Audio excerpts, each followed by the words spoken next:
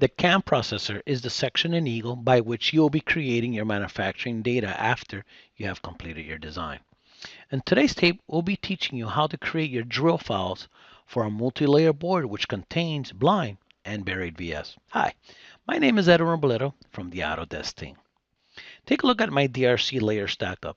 You notice that I have a 4-layer setup which is being used on this drone design. Remember that in the Eagle Doc folder, there's a document that has many layer stackup setup examples. Here we have a signal traveling throughout the entire board, signals traveling from the outer layer to the inner layers, and signal traveling between the inner layers by itself. I will now use the CAM processor to generate my drill files. The CAM processor automatically detected that I had a 4-layer stackup. Therefore, it loaded a template for 4 layers.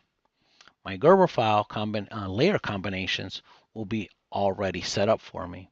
As you could see, for my top layer, I have my top layer combines with my pads and my vias, and so forth for layer 2, and so forth.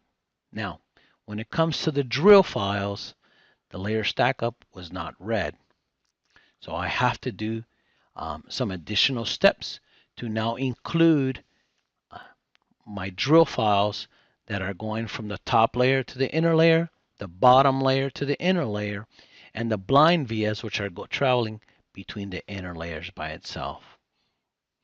This could be easily done by simply doing a right click on the Exelon driver that we have right here and say generate Exelon output based on PCB stackup.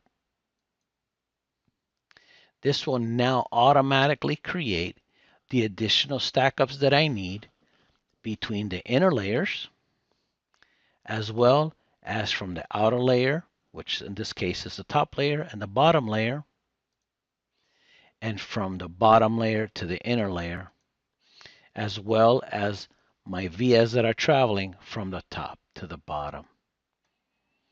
I'm hoping this tip is of useful to you. Have a great day.